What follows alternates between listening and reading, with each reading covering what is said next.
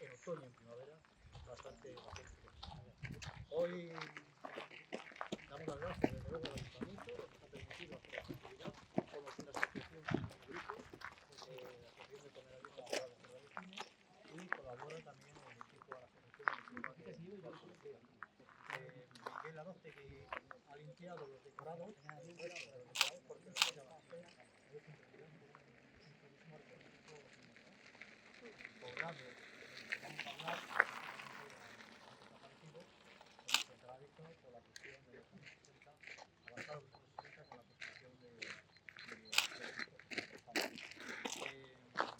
Víctor me dice que esto una introducción de alguna manera de los primeros rodajes que se hacen aquí en la Entonces, bueno, pues nos vamos hace ya más de un siglo, hace 5 o 4 años ya prácticamente, se puede decir, que aquí en el lugar, dentro del cine mudo, una película, el rodaje de una película que se tituló La señorita inútil, ¿vale? Que el título, como hemos visto en los otros grupos, no tiene nada que ver con el adjetivo, ¿no?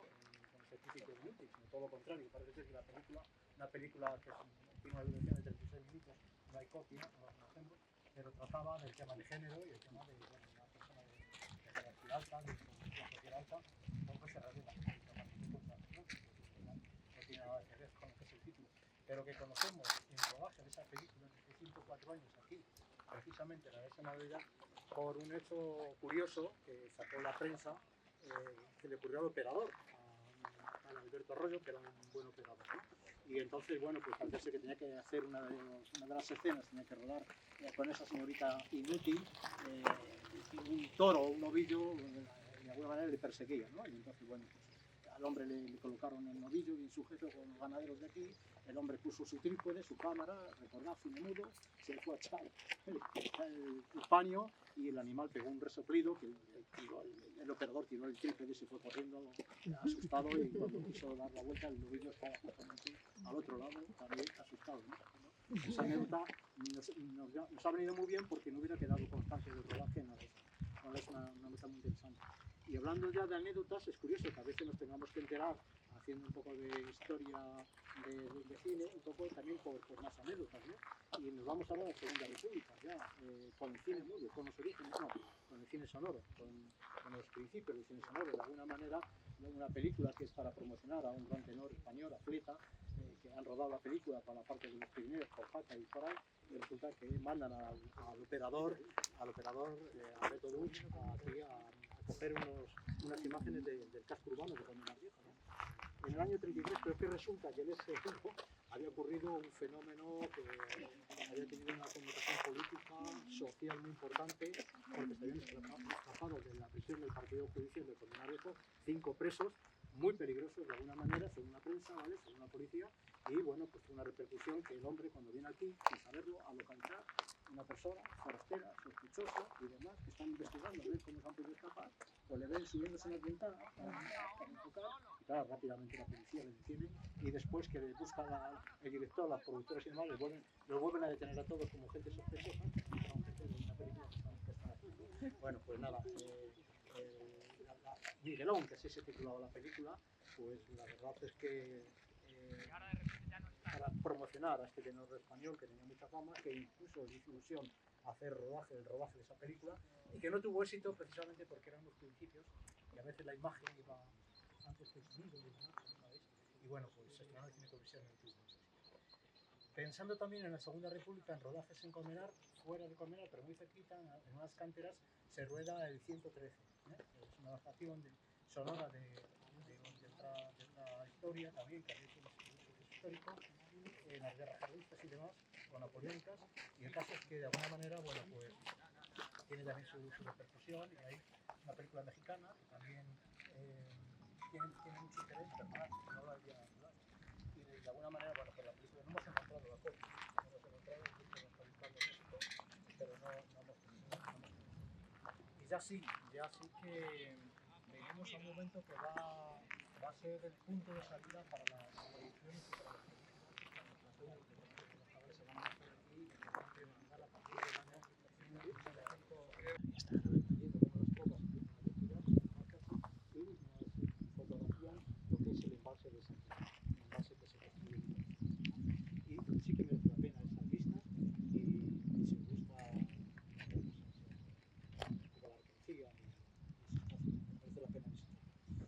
que nada, como he empezado, que os agradezco mucho en nombre de la asociación y que esperamos que respondan las expectativas que os creemos, ¿vale? Gracias. Bueno, Ahora mi compañero va a explicar. Y ahí estaba la veleta de entrada al poblado y al lado también se hizo más adelante uno de los tanques de agua, de los depósitos de agua. El campo habla, entonces el campo nos vamos a ir fijando porque muchos de estos cúmulos de zarzas muy grandes precisamente están ahí porque debajo hay cimientos o hay ladrillos o ha estado alguno de los decorados. Por eso, a pesar de que se quieran arrancar esas zarzas y demás, vuelven a salir siempre. Porque marcan de alguna manera las tres calles en las que nos vamos encontrando. El decorado tenía 3 calles y luego vamos a pasar, fundamentalmente vamos a estar en las otras 2, en la calle, digamos, que daba más hacia Pico San Pedro, porque las otras 2 están dentro de la base militar y después os explico por qué. Vale, vamos para aquí. ¿Se hace la foto ya? ¿Hace la foto ya? Sí, que me marcho ya. Ponte el poncho, hago la foto. ¿Quién tiene puesta allí el poncho? Ya está aquí. Ah, pues ponte la foto. Precedentes, son de la trilogía del dólar, que se llama, es por un puñado de dólares. Por un puñado de dólares aquí no se rodó en Golden City, que está en el pueblo de al lado, que es el Manzanares. Pero ¿por qué os hablo de por un puñado de dólares? Si hemos venido a la fuerza de tener un precio. Bueno, porque fue una producción de escaso presupuesto, pero que tuvo un éxito tremendo. Y en ella se crean las bases de lo que hoy se denomina Spaghetti Western. Que a Víctor no le gusta llamar Spaghetti Western, pero a mí sí. A él le gusta llamar Euro Western. No, a mí me gusta Spaghetti Western. Aunque lo pusieron denostadamente, me da igual. Bueno, las bases del Spaghetti Western ya lo sabéis. Pues son primeros planos, técnicamente hablando, y luego las ropas mugrientas, haraposas.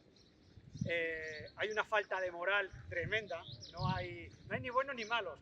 Hay alguno que es un poquito más bueno que otro, pero ahí andan lindando. Y luego, otro elemento en común que tienen las tres y luego en las posteriores películas de Leone es la banda sonora. La banda sonora, para mí, uno de los grandes genios del siglo XX, que es Ennio Morricone. Crea una música que todos reconocemos al ver un western. De hecho, la han imitado, casi todos los compositores la han imitado, la han copiado. ¿Qué metió? Pues fue un revolucionario, porque metió látigos, metió gritos, los coros, y todo junto creó lo que es ahora mismo el icono del espagueti, la música, de la música y más directa. Aparte de todo esto, sus intérpretes, tanto el director Leone como los intérpretes que fueron, Clint Eastwood sigue dirigiendo con sus 90 y tantos años, Lee Van Cleef, que era un actor de segunda, acordaros del Sol ante el peligro, a uno que está por ahí, se convierte.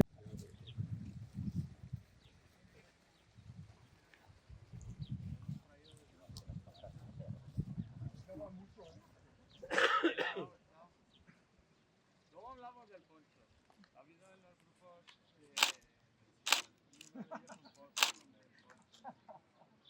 no, vamos a repasar luego porque hay 5 versiones que son bien expuestas.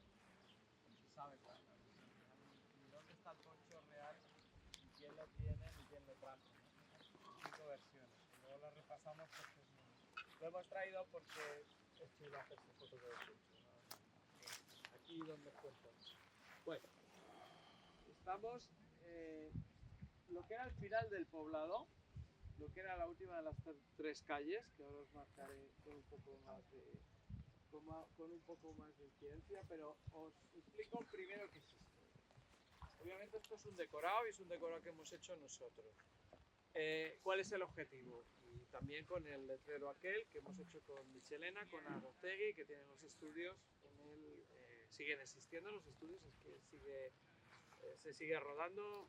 Hace poquito han hecho Berlín y Sky Rojo de nuevo, secuencias ahí, o sea que se sigue rodando. nos parecía importante que si pones un cartel y dices que aquí estaba el poblado y están los restos, pues como que no se visualiza, por mucho que eso sea uno de los edificios muy claramente. Se visualiza más si lo marcamos con un decorado. Y realmente, ¿qué es lo que representa este decorado? Este decorado es exactamente igual que la entrada al cementerio de la Rubia y el Sheriff, que estaba situado justo enfrente de nosotros, ahí al lado del camino mirando hacia acá. Que se llamaba Boot Hill.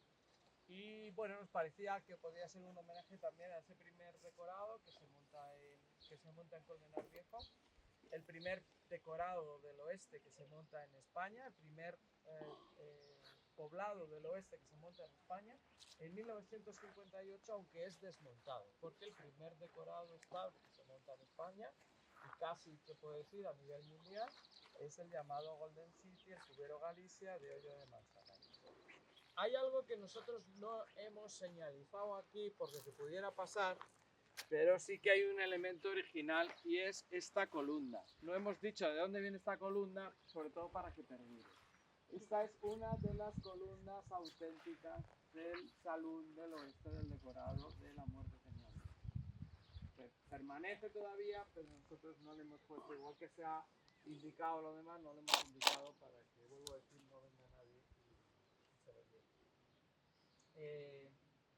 ¿Y dónde nos encontramos? El edificio que encontramos no pertenece al decorado de Way Rocks, aunque nosotros hayamos puesto en la valla Way Rocks para hacer el homenaje. No. Esta ya es la tercera remodelación del decorado que se produce en 1968. Es este edificio que se construye en la marca de Caín en 1968,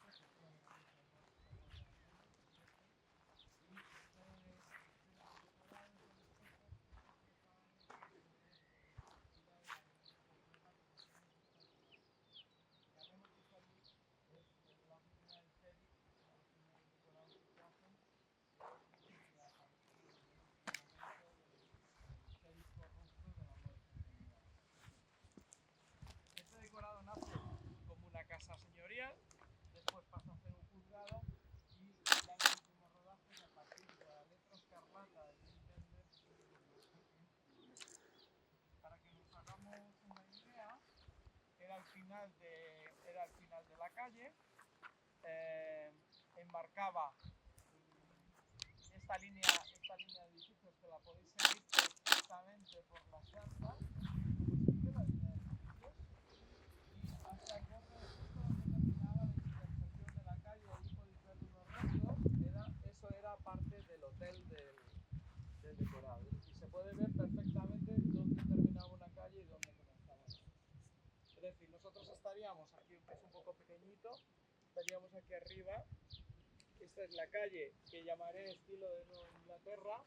Esta es la calle central por la que subía Clint Eastwood con el caballo, y esta es una tercera calle que se hace a partir sobre todo de los Euro-Western. Yo digo Euro-Western, Carlos siempre dice Spaghetti Western, somos muy democráticos en esto, y sobre todo a partir de los Euro-Western de los de, por ejemplo, los de Enzo Castellari. Es decir, esas ruinitas, ese trocito que vemos ahí, corresponde justo a este decorado que vemos aquí. Este es Gianni Garco, en una de sus películas de Sartana. Y si veis, aunque ahora le ha crecido todo ese árbol tan potente, ¿veis allí el que tiene el árbol? Esta roca sería para haceros una idea de cómo era el final de la calle de Nueva Inglaterra.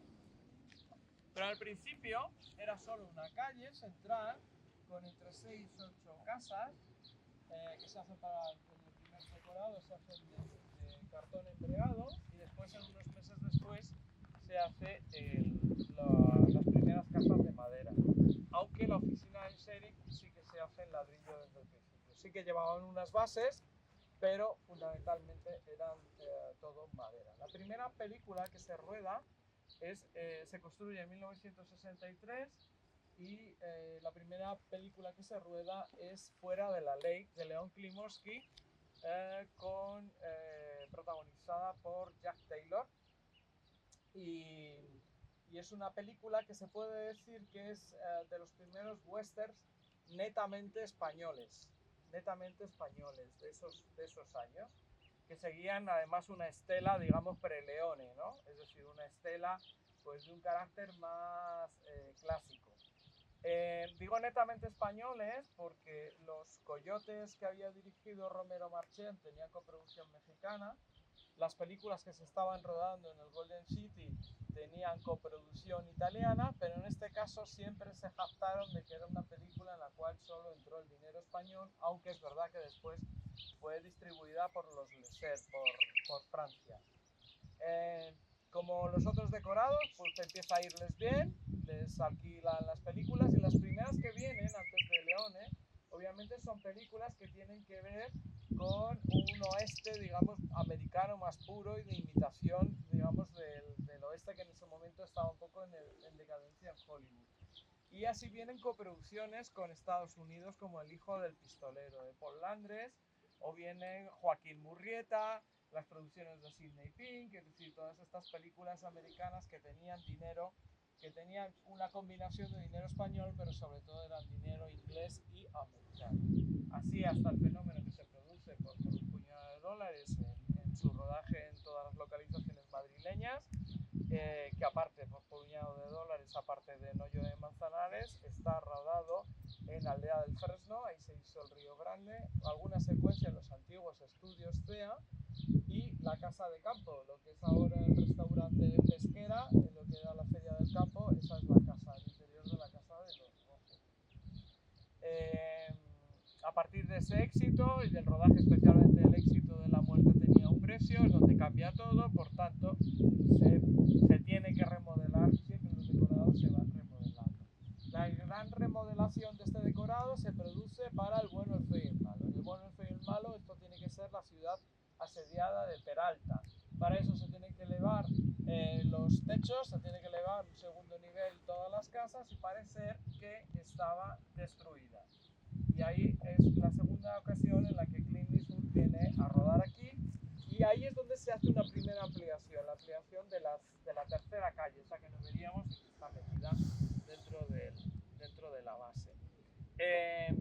En esta película, pues justo en el edificio que hace esquina, es donde se produce ese momento en el que la Iguala se mete dentro de la bañera y le está buscando, se ha quedado el Van Cleef en el último edificio de arriba y le va buscando Clint Eastwood y demás, y se produce luego el bombardeo por el medio de la calle.